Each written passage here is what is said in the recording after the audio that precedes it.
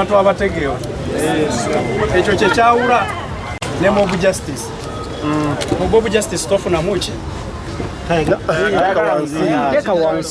Mob justice toyinza kufunamu solution. Naye bwe mukola dialogue mufuna answer entuufu. So mbasaba saagala procession yonna mufune means nga bwe mbuze muddeyo mu mirimu gye mubadde mukole emirimu gye. But I don't want a procession. Thank you.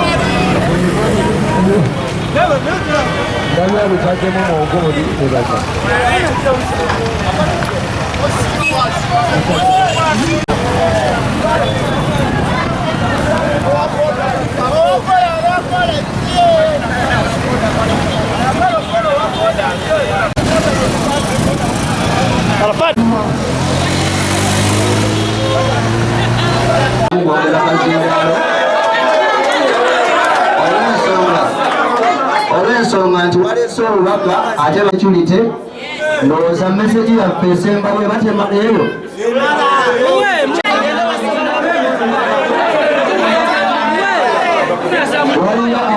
ndowooza kugaba chansi abapangisa kati bye tuwulira mu nkubo tuyinza ga muntu wa mitwalo 8 ataleeta akakadde kamu emitwalo 35 kiba kigenze wala kiba kingi n'ekirala yadde emyezi 3 agijjeewo era lwenti nasigala nga tamusazeeko tugenda sigala ng'era kyekimu aba yayongeddemu 55 buli mwezi era sitiru kyekimu yadde tetusasudde emyezi 3 ate nga olweddi nego tusasula mungi okusinziira ku nfuna yaffe fula esooka si efula esembayo si efula eri wakati tulina okugoberera obalirira omupangisa afunye atya naawe ate ofunye otya kubanga amunayeffe si ffe twamutuma yeewole naffe alina otubalirira ng'abantu tinaffe tulina famire ze tulabirira tulina bakadde baffe nga naye walina amabanja naffe tubako n'ebitubanja kati nze omukulu nandyagadde musindikira akameseji kano yadde atwongezaamu naye tetakisussa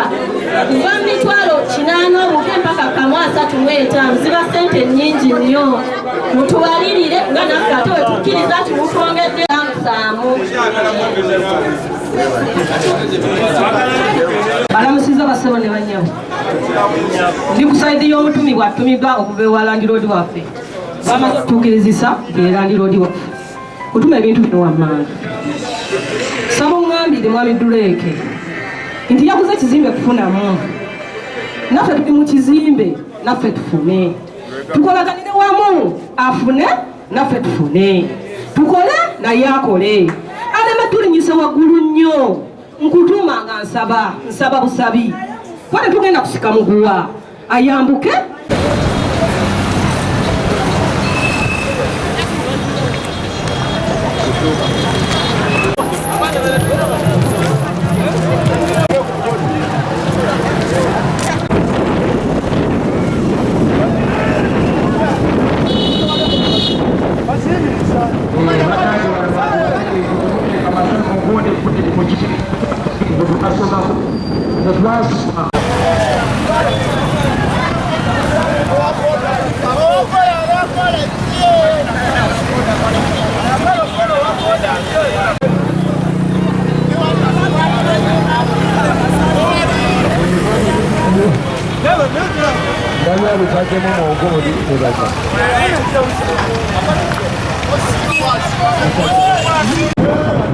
tugenda peace break nga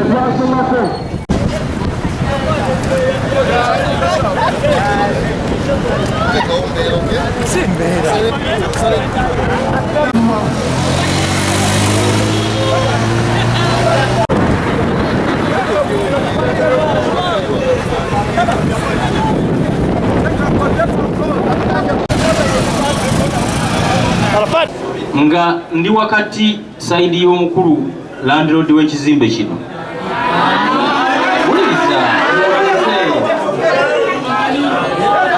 Nenzija wano ng'omuntu musuubuzi munnammwe ate muntu munnammwe okubanga tuwabuligana mukiriwo kati olwaliro ekyokuggala ekizimbe kino. Mukakkane so kati olw'amaloboozi agaliwo n'ebigambo ebituvaamu ffenna sayidi ne sayidi bwe tunaabeera mu kuwanyisiganya amaloboozi mu busungu obw'amaanyi n'ebigambo ebingi titujja kutuuka ku kyankomerero, tujja kumaliriza tusigadde ekizimbe kiggale. Kati nze mbadde nteesa omuntu akkiriziganya n'okumanya nti ekizimbe kiriko landlord waakyo era ng'oli mweteefuteefu okukolera ku kizimbe kuno, kino, mbadde nsaba ogondera enzikiriziganya eriwo olw'ebigambo bye nkugambye eby'ensonga essatu. Ofiisi ya landlord nannyini kizimbe kino tejja kubula, oli wa ddembe okutambula okugenda omubuuza ng'omukyala asoose bw'abuuzizza nti oyongeza renti ng'osinziira ku ki era mu bbanga ki, yajja omwanukula. Mukiwulira? Nze siyinza kukola ki? Siyinza kumwanukula. Munziramu yagyakola ki? Tuwuliziganye. Ekirungi mukimanyi, ekituufu mukimanyi, naye kyayogedde. Kaakati ekintu kiri bwe kiti, enkola yonna esoboka nabo buli recording. Mwami Sebalamu tannatulaga landlord era tetunnamukola ki, tetunnamumanya. Naye mu lukujjukujju mwami Drake yakozesezza olukujjukujju okujja mu kizimbe mu nsobi, nawadde alina amabanja ge, naye naffe tulina amabanja gaffe. Obwo bubaka ne baayagalamu ssente nabo balina amaki, era emyaka 10 n'omusolo gye bamaze wano bafiiriddwa bingi. Mwami Drake bw'abanga kituufu ye yaguze, era otusanze tugenda mu kkube wa mwami ani Sebalamu ate atubuulire ekituufu. Bwe kiba kigaanyi nga tetwonoonye budde kubanga buli muntu ali wano ayagala okwogera. Naye mu nsonga ze yamuwadde ensonga ziri 3 naye teziri 3 zikkaseemu, nsonga mpitirivu, nga mulimu n'ensonga y'okubeera nti nno kati ngaawo awali ye wayita nti open space ate ng'eba display ya muntu ateekawo ebintu bye n'atundirawo. Ensonga eyo yo nga tebagimuwadde, nga tebajja kuba ye yataddewo n'agamba nti ennamba yakakadde, kati yo nga yo tebagimuwadde. Babale nnyo ssebo.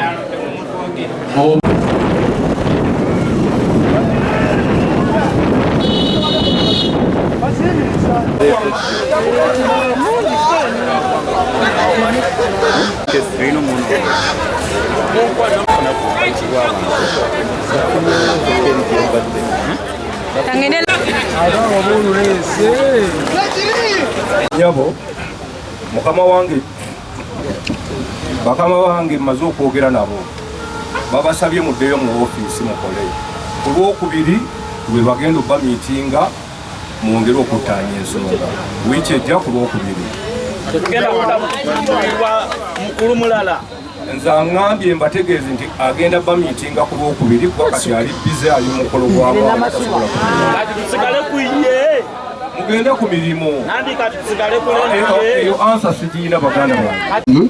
Olunaku lw'enkya kubanga tetugenda kuggulawo leero, tukeere tutuule mu meeting ya ssaawa 3 twogere ne bannaffe abatakola ki, ekinaasalawo nti oba tusigale nga tuggaddewo tusigale nga tuggaddewo. Bwe tugamba nti tukole tumulinde mpaka ku Lwokubiri tuddemu tuggalewo, nakyo era mu abajja kikola ki? Kati emitwe gyammwe gyakwesalirawo. Maneja, obubaka tubuwulidde, tetwazze mu lutalo wano, twazze twagala ansa. Mwami Ssebalamu bw'aba agambye nti ku Lwokubiri abantu abategeewa ekyo kyekyawula ne mob justice. Mob justice tofunamu ki? Teka wansi. Mob justice toyinza kufunamu solution. Naye bwe mukola dialogue mufuna answer entuufu. So mbasaba saagala procession yonna mufune means nga bwe mbuze muddeyo mu mirimu gye mubadde mukole emirimu gye. But I don't want a procession. Thank you.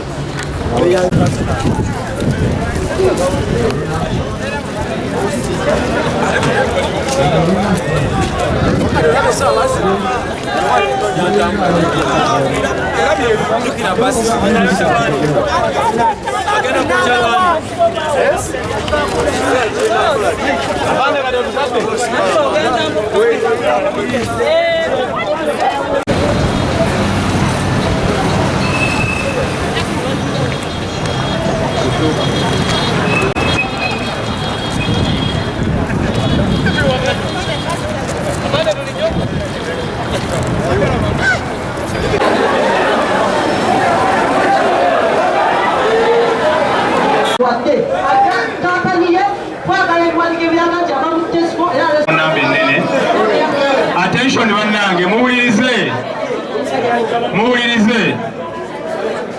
muwulirize. Nze omanyi bampita ttiimu mirembe, naye ate mu kunyigirizibwa siri ttiimu mirembe. Zino ensonga ze njagala okubayitiramu ziringa 2-3. Omukulu nze nkweyanziza okujja, naye nga mazima gali nti Tony gy'osoose otugambiramu nze kunze tesese kunsanyusa. Ate ekyokubiri, omukulu akutumye tukubuulira ate oddeeyo okomewo. Bano abantu abalaba bavudde ewaka nga balina ebintu byabwe byokkola. Kati nze mbadde nteesa bwe nti twasuze tulina program ne bagamba tiyabadde mu ggwanga naye ffe tumanyi. Ne tugenda ku ofiisi ne tukuma obuntu bano ne tukomawo wano nga tetulina kye tukyakalanyiza ne bajjawo ebyajjayo wano. Kati leero tukedde ku makya kuno nga tulina programu yaffe. Nze ekyamazeemu amaanyi mukulu kutwegaana yesterday. Kati bwe tuba omukulu yatwegaanye ne ba manager n'abeegaana, ono omwami azze right now ate agamba omukulu yamutumye. Kati ekiki atuwadde omubaka ono yali maneja waffe, mwenna mumanyi bulungi, n'essawa zino ye maneja waffe. Mpaka lwe muneetereza mutuleetere Land Road mu bujjuvu mumutwanjulire emitima gy'abantu gikkakkane. Era abantu nannyini estate ya Ssebalamu Capital Estate oba Grapes Estate twejeeko obuyinza obw'ekizimbe tubukwasizza gundi tusobole omumanya tudiiringe naye.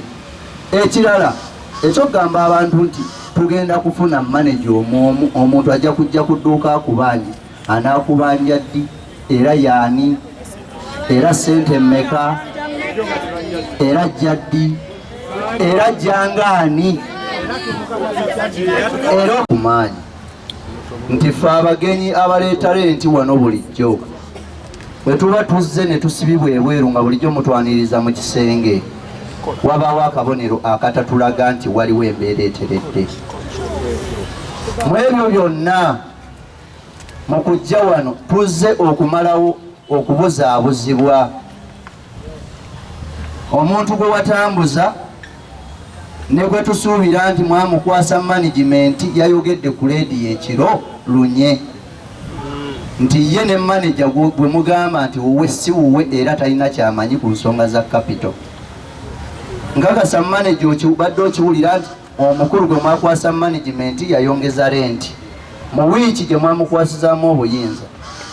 Naye ekikulu kya byonna ekituleese wano kumanya bukakafu nga buva mu Land Road yennyini mwami Ssebalamu John oba maama Kennedy batubuulire ani Land Road omutuufu, oyo ali mu kuteeka obuyumba mu nnyumba ali mu kwongeza lenti, ali mu kusaba ssente emyezi 3 mu maaso, akoze enkyukakyuka ez'ennamba ku maduuka nga zivaako ennamba ezibaddeko ng'ateekako CP. Yani era akikola mu ngeri ki?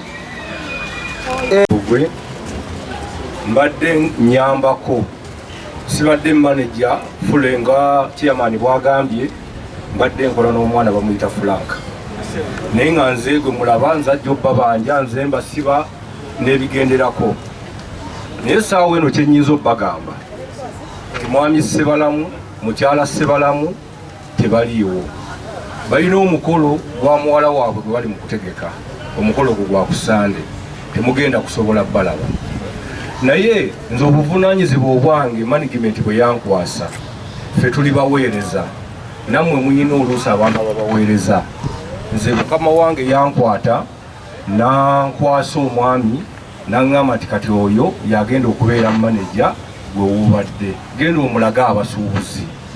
Nenkwata manager oyo najja dduuka ku dduuka, era ne mbategeeza nti omwami ono yazze mu bigere byaffe.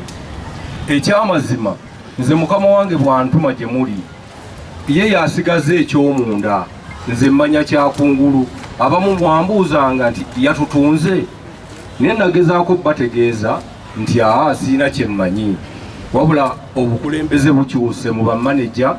Manager Frank mujjeewo agenze kuweereza ku Freedom City, ono ye manager agenda okukola Frank byabadde akola. So n'olw'ensonga eyo ebyeyongera munda siina nze ng'omuntu kye mmanyi, wabula kye ŋŋenda okubasaba, mukama wange kyaŋŋambye, mugende ku maduuka gammwe mugaggulewo. Buli muntu manager oba akubanja agenda kusanga ku dduuka lyo. N'abasaba mukuume obukkakkamu nga bwe mubadde nga mukikola, musigale nga mukikola. Mukuume obukkakkamu, muddeyo muggule amaduuka, omuntu ababanja agenda kujja abasange ku dduuka lyo. Naye essaawa zino tagenda kusobola kuba miitinga, kuba wiiki yonna ali mu kutegeka mukolo gwa muwala we. Woofiisi zonna nzigale, so kyennyinza okubagamba ekyo neeyanziza bannaye.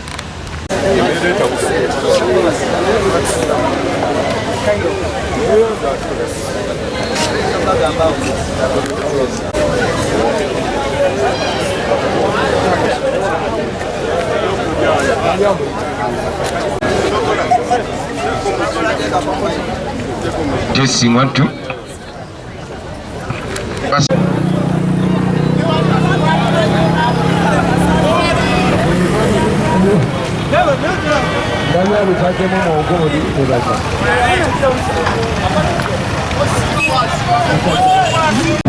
Tugenda peace break, ndaba mwana ateekamu ebintu byonna. Ffe twasomako